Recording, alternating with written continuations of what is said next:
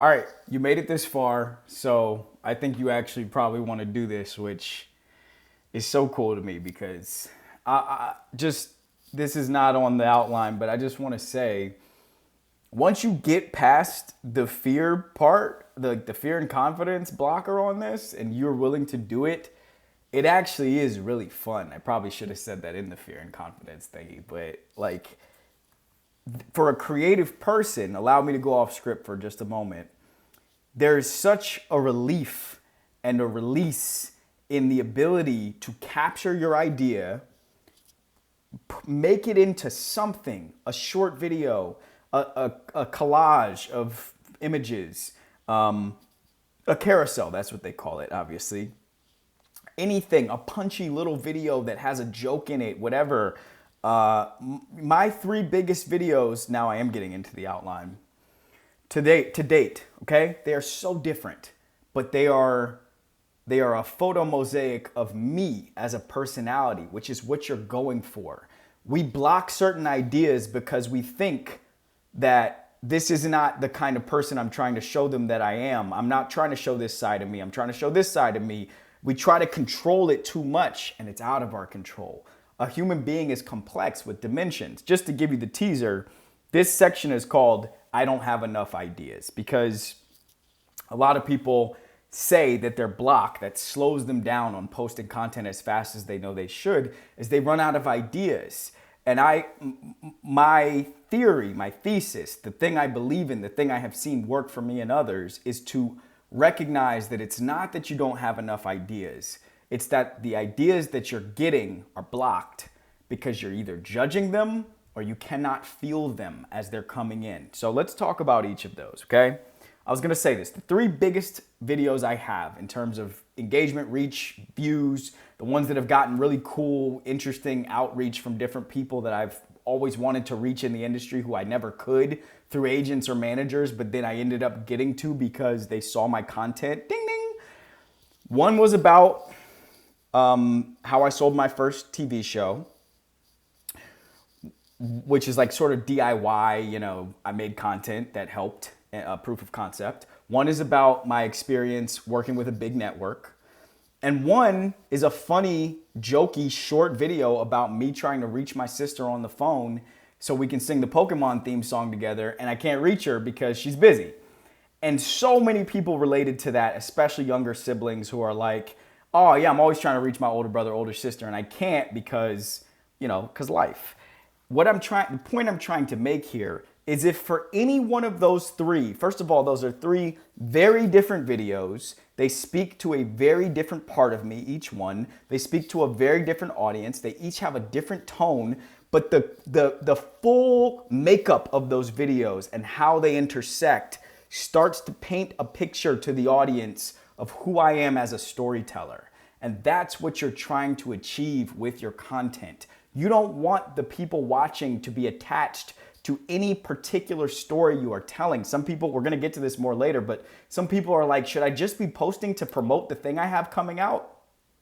You obviously, if you're here, you've probably seen me promote this book behind me a ton, okay? You've probably seen me promote other things, books, podcasts, TV shows, but those are all serving as promotion back to me, the storyteller. That's what your content does. Your content gives an outline, a shape, a dimension, a tone, a texture of the voice, the point of view, the feeling, the history, the future of the person in front of them. And as people see layers of that roll out and unfold, they're like, I kind of feel like I know this person. I kind of feel like I understand this person. Kind of feel like I relate to this person. And then in some cases they say, I kind of feel like I am this person. And now you have, instead of having someone who follows your content and peruses here and there, or maybe they buy one thing or another, like now you have a fan. And that person, that's the person who is going to make your career happen. Because when you go to sell a TV show, to sell a movie, to sell a product, to sell consulting services, to sell your speaking services, all of those entities are going to be like, they want to know who is the person that this person is going to allow us to reach by hiring them. And the answer is those fans. How does that all relate back to making your content faster? I'm about to tell you, but the short answer is this.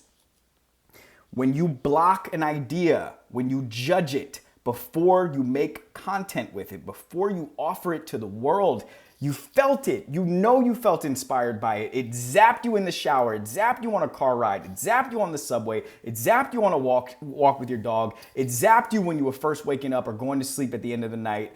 And you know you felt it, but you judged it and you blocked it because other people's voices came in and said, that's not funny, that's not good, that's not interesting, you're not good enough if you have that thought, if you have that idea, don't put that out in the world. And you didn't give somebody else a chance to say, that's me, and become a fan.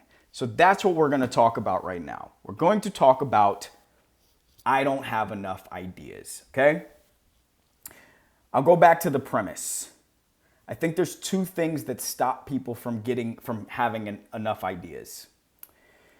One is that those ideas cannot reach the person, the ideas that are trying to reach that person. The feeling that comes with a great idea cannot get into their body because they are repressing it, because they have so much else going on, or they've been told, you need to be thinking about this, you need to be feeling this. I have these responsibilities, I have a job, I have kids, I have dog, I have car, I have house, I have spouse, I have friendships to make up, I have to consume media all day. There's all these different things that are blocking the path of that idea from getting to you and reaching you and moving you and saying, hey, I'm here. And the other is that when people get the idea, they either judge it or they cannot put it into action fast enough to make something out of it that they will then share with the world. So we're going to address both of those through specific examples that people have shared with me, specific things that people are telling me, okay? People say, I don't have space to address my ideas as they come to me.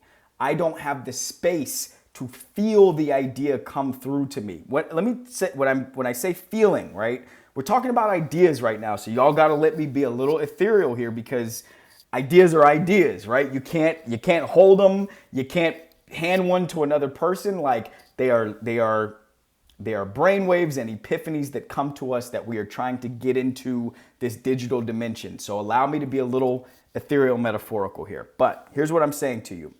They say, I'm not getting enough ideas. I don't have enough ideas, right? Ideas require space. Let me tell you what space looks like for me. Okay. One, it's physical. The physicality of it reaches the metaphysical, which gives me space to think.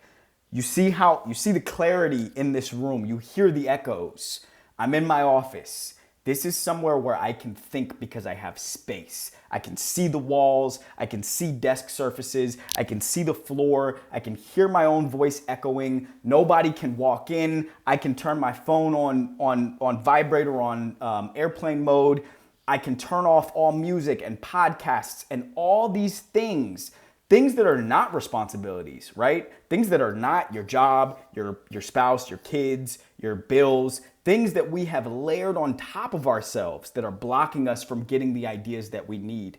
I can remove all of those in this room for however long I have to be in it. And because we are talking about making your content faster, that means you are gonna have to find the pockets in your life where you can create space to have the ideas that you want for your content. That might mean on a car ride, no radio, no podcasts, no music, or maybe music with no words so that you can hear the own words rattling around in your head. That might mean at the end of the night when everyone in your house is asleep and you have when you have that 30 minutes or an hour to yourself, you don't spend it sitting there scrolling other people's thoughts, okay?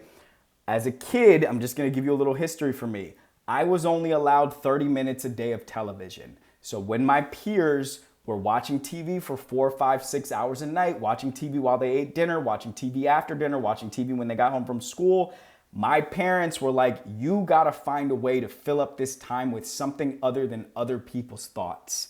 I have brought that with me into adulthood. And I believe that is the thing that makes people available to good ideas, is giving themselves the space to let those ideas find them. Your mind is constantly churning, processing, remembering, projecting what's going to happen in the future. We all have that random thought that comes up. Oh my God, where'd that thought come from? Why am I thinking about that thing that happened 20 years ago? Those are ideas and they need space. You need to let them grow into something that could be a creative impulse that will then shock your body and tell you, this is something, share it, okay?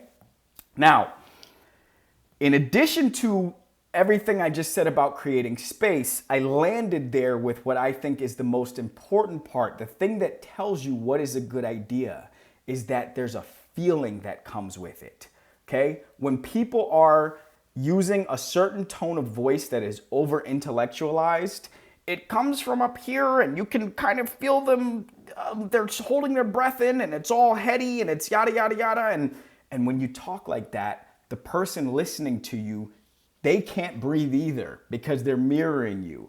And something in them tells them what you're saying, you don't believe because it's coming from up here and it's not coming from all in here. It's not a thought or a feeling that is lived in.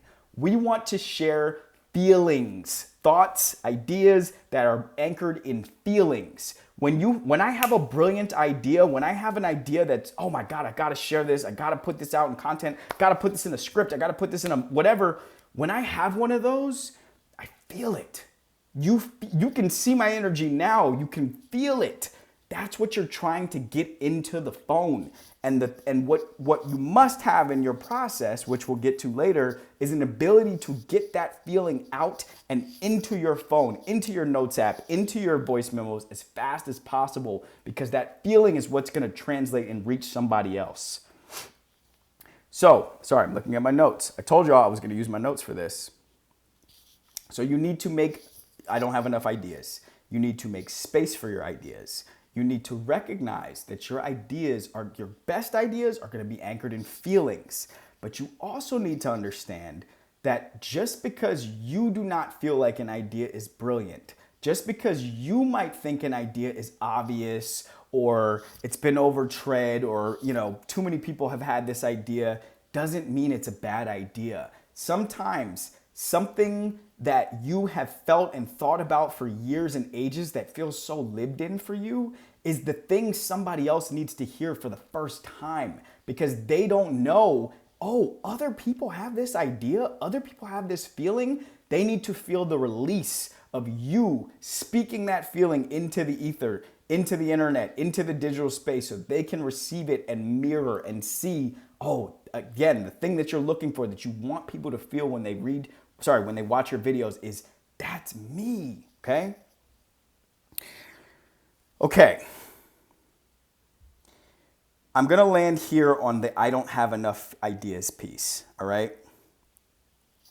What I've already talked about here, because I know I've jumped around, I want to make it clear, is that your ideas are going to shape a sculpture of you, the storyteller. That's who you want people to connect to. Your ideas are trying to reach you all the time. You must unblock so that they can come through. You must not judge them so that they can come through. You will feel your ideas, the best ones, as they come through, which means if you can translate that energy, other people will feel them. You also will need to remove blockages between the moment you get that idea and the moment you get it out into a voice note or whatever. If that means take your phone in the bathroom when you go take a shower so that if you need to hop out and make a voice memo or a note in your notes pad, you can. If that means pulling over the car, do not do this while driving, do not do this at a stoplight. But if you need to pull over because the feeling, the idea is so strong, and drop it into your notes pad so you can pick it up with that same energy later, do it. You have to create the apparatus for your ideas to come through you and out into your tools. That's what's going to make you do this process faster and naturally and intuitively, so that you get so used to it that, like, if I had an idea right now while I was doing this, I could press pause, drop it into a voice memo, record it once, listen back, make a video out of it, get it out in under 10 minutes. That's what you want to be. You're not trying to win an Oscar right now. You're trying to give people energy and ideas and thought and considerate, thoughtful, creative sparks. Sparks, not fully fledged feature films, right? Sparks, that's what you're going for. You have those. Those are coming to you, okay? I will give you one exercise that I think is going to help you with this. On the, aside from the just being available to the ideas, unblocking, removing all these distractions that are stopping the ideas from getting to you, try this exercise. Anytime you have a creative idea or a creative thought, and by the way, don't just use the ones that you think are brilliant and genius. Use all the ones that move you. Use all the ones that spark you, okay? But every single time you have one of those, the moment you feel something in your body or in your brain telling you, that sucks, that's not good, that's boring, oh, everybody knows that. Or if you say that out loud, this is gonna happen, or that's gonna happen, or they're gonna look at you like this, or you're not gonna get this job, or you're gonna be that, whatever. I want you to imagine in your head when you get that voice, I want you to imagine who is saying that to you. Is it you? Is it your voice? Or put a face on it. Is it your ex? Is it your mom?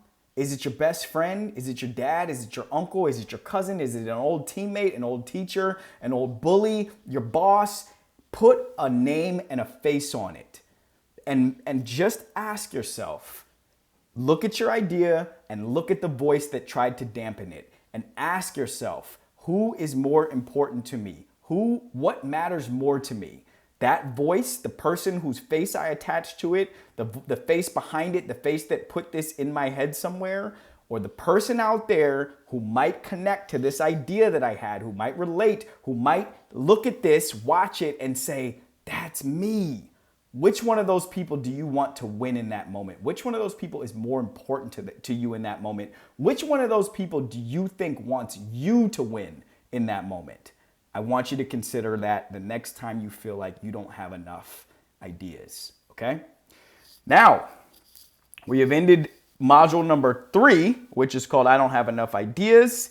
The next thing we are moving on to, and I know you're probably like, when are we getting to process? That's the very last module here. But the next thing we're going to move on to is what to post and what not to post. Because as you are pouring these ideas out, getting them into your notes app, getting them into your voice memos, and then getting them into your phone as videos or possibly as carousels or as animations or whatever your format is, as you're making these in less than 10 minutes, you are going to have to make the decision, what am I actually willing to put out in the world? And I am going to help you with that decision in the next module. All right? Bye!